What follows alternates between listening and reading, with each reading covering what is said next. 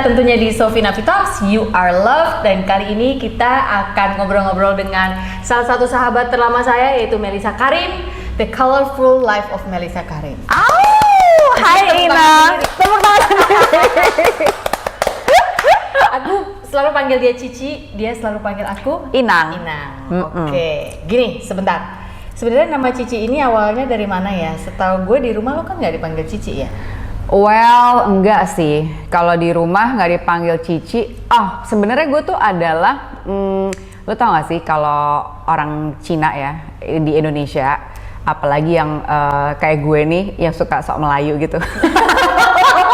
Gue tuh waktu masih kecil reject kalau orang panggil gue Cici. Marah? Apa sih, gila, rasis. Gue selalu marah kalau dipanggil Cici. Jadi karena kan gue dulu sekolahnya dari kecil sekolah Katolik kan, jadi kan kita mix, right?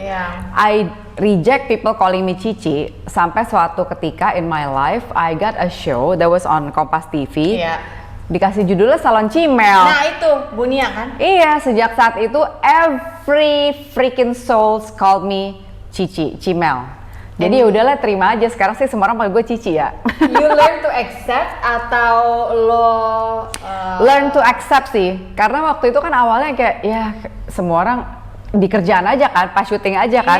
Tapi ternyata sampai sekarang ke bawah semua orang panggil gue Cici. Tapi emang enak kan Cici gitu. Iya, ya udahlah. Pada akhirnya aku menerima faktanya emang gue Cici ya. Cimel, tapi lama-lama jadi Cime lebih enak lagi soalnya nggak pakai L lagi. Iya, Cime gitu. Itu kayak gue zaman kuliah itu kalau ada yang manggil gue Butet, you know that they come from my kuliah days. Iya, oke. Di rumah sendiri gue nggak pernah dipanggil Butet. Enggak kan? Nggak suka nama Butet. Sophie, right? I have no problem if your name is Butet, tapi gue nggak suka. Oke. Gitu. Kenapa sih? Udah orang nyebut nama gue aja harus Novi mulu. Iya benar. Ya kan, sekalinya ini dikasih panggilnya but anyway, sudahlah ya. Gitu. Oke, tadi tunggu, Salon Cime. Salon Cime. Cime. Iya, Salon Judul Cime. filmnya itu sitcom ya? Sitcom. Bunia Dinata. Iya, Teteh produce. I was co-producing and writing for the sitcom. Termasuk juga jadi karakter utamanya si Cici yang punya salon ini gitu. Oke, itu kan bukan perkenalan lo pertama kali dengan film dong? Bukan. Film happen in 2015. 2005, 2005. Di saat gue mau berhenti siaran, di situ gue kenal film. Siaran yang pertama ya dari Hard Rock FM. Jadi gue siaran di Hard Rock FM pertamanya, terus udah itu gue berhenti di tahun 2005. That's how I got into film.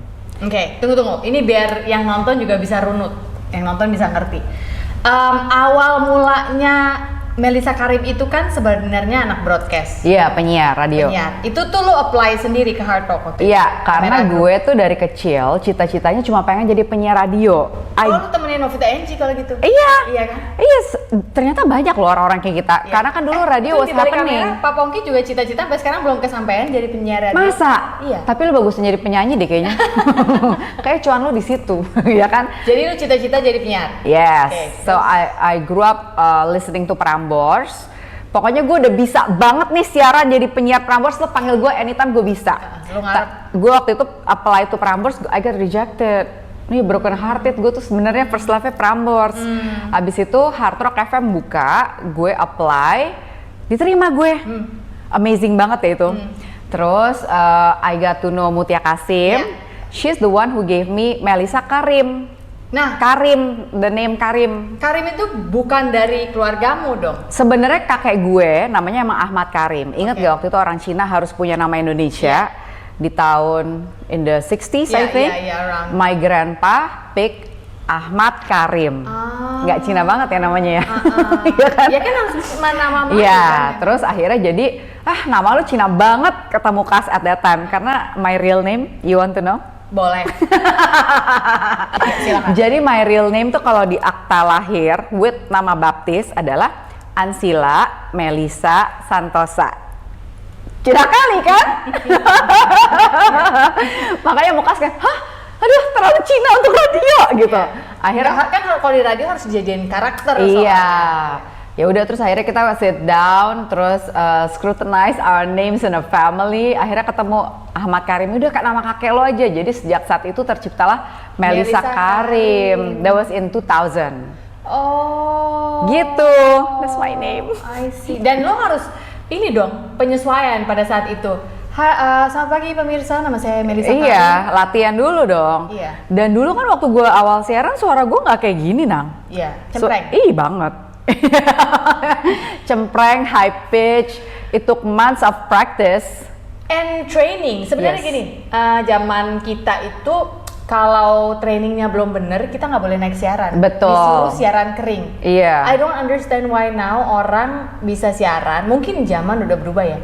Mau cempreng, maaf, nggak bisa sebut huruf R atau S, siaran. Loh. Siaran.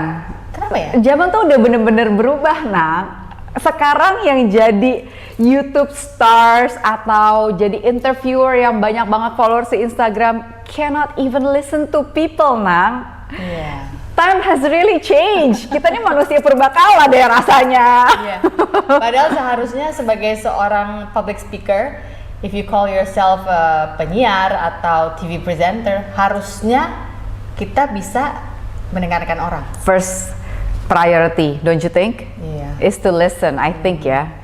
Ya itulah, tapi ya, well those were good times. Jadi siaran, terus selama for 5 years I was in Hard Rock. Yeah. Habis itu karena suka ada orang yang promo film ke radio. Yeah. That's how I got to know Nia Dinata. Oh, kenalnya di situ. Dari situ kenal Teteh tuh. Dan sampai sekarang lu bisa dibilang anaknya Nia Dinata karena whatever project Ibu Nia lakukan pasti ada Cimeng. Kalau sekarang iya kembali, tapi waktu zaman siaran di Jak FM nggak bisa tuh. Oh. For 7 years I was in Jak FM, gue agak renggang dalam hal pekerjaan sama Teteh. Masih main, masih kalau misalkan ada apa-apa ke rumah Teteh. Cuma dalam hal pekerjaan gue nggak bisa terlalu involve karena gue kan siaran Monday to Friday pagi, jadi nggak bisa tiba-tiba harus keluar kota apa gitu. Tapi kan dalam rentang 7 tahun lo di Jak FM itu juga setahu gue lo nulis kok. You were still writing. Lo lo nyaman nggak kalau disebut penulis naskah juga? Penulis naskah sebenarnya nyaman, cuma kan karena udah lama nggak nulis ya. Jadi kayak, aduh sekarang tuh orang nulis naskah tuh cepet banget, jago banget. Sementara gue udah lama nggak nulis, jadi agak malu gue kalau misalkan dibilang writer. Oke, mungkin teman-teman yang ada di sini, Melisa Karim yang penyiar itu penulis naskah. Lo mungkin bisa kasih tahu film-film apa aja atau project apa aja yang lo pernah ikut nulis? Yang pertama tuh gue nulis buat serial Arisan. Not many people know. Film Arisan yang ngetop itu. Nah, pas dibikin di serial TV ya, di serial TV. Waktu itu tayang di Antv, I was one of the writers. Kami berdua nulisnya, gue sama Apang. Terus head writernya Teh Nia Dinata.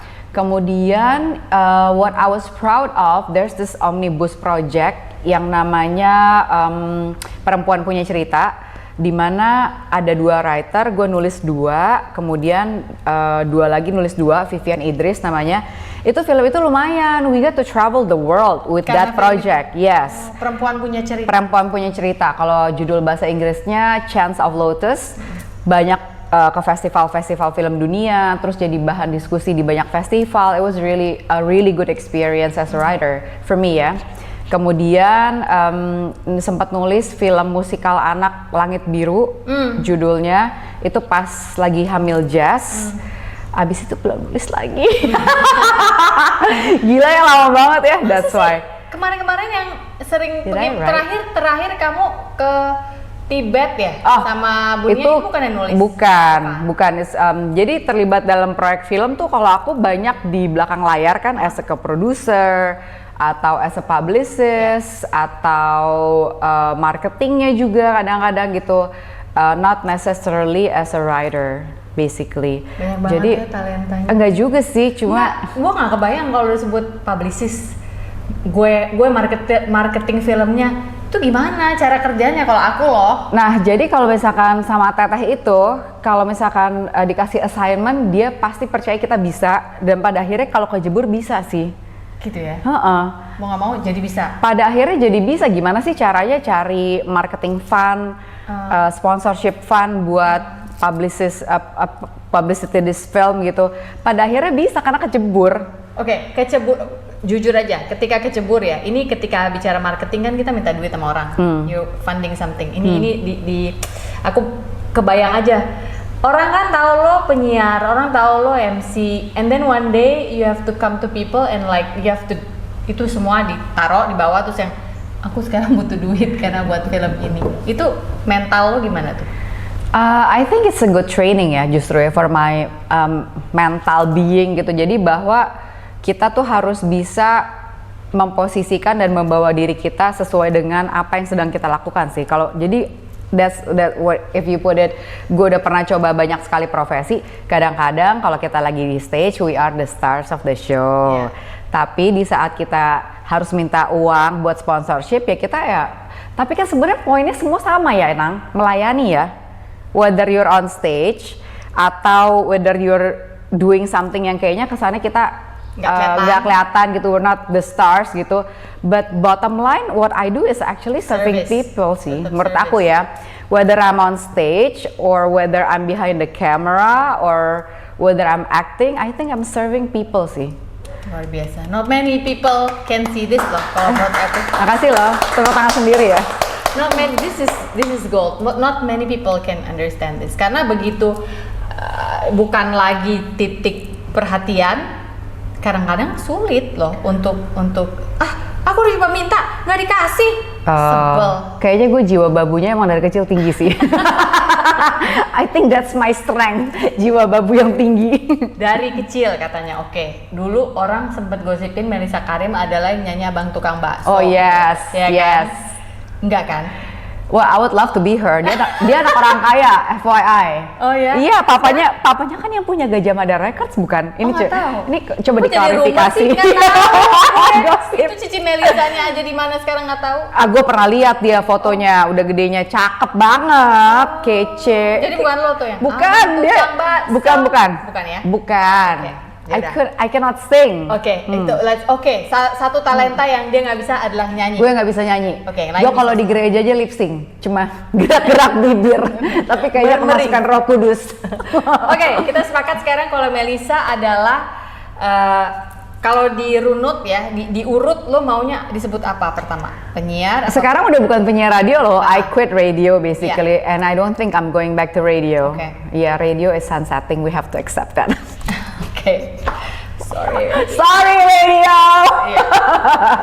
Podcast is in, YouTube is in, yeah. Be in it. Okay. Kemudian so what I do now is kalau disebut Mellisa Karim mau disebut apa sekarang? Aku MC pekerjaannya. Pekerjaan pertamaku MC, bread and butterku. Kemudian I do films, whether I'm an actor, I write. I'm still trying to write now. Terus kemudian juga I do filmmaking basically. Itu sih. Oke.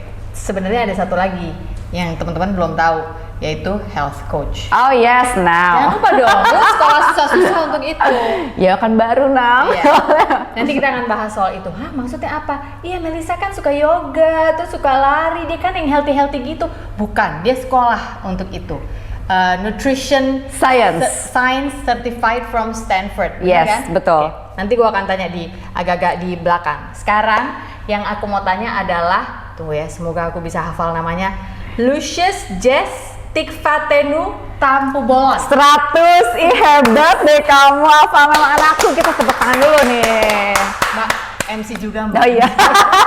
MC butuh panggung. Betul. MC pindah ke Bali butuh panggung.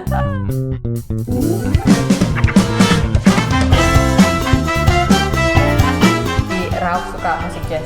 Iya, dia sampai sekarang masih suka musik jazz. Kalau gue udah pindah ke hip hop. Lo akhirnya memilih untuk mencoba berumah tangga lagi. Kawinnya 19. In this case, I'm very lucky sih. I'm very blessed gitu, knowing Ralph itu orang baik. Yang rese kan gue sebenarnya. Gue ngomongnya gimana ya mas suami gue? Iya. Kalau si Ralph mau tinggal di atas kita. Oh gitu.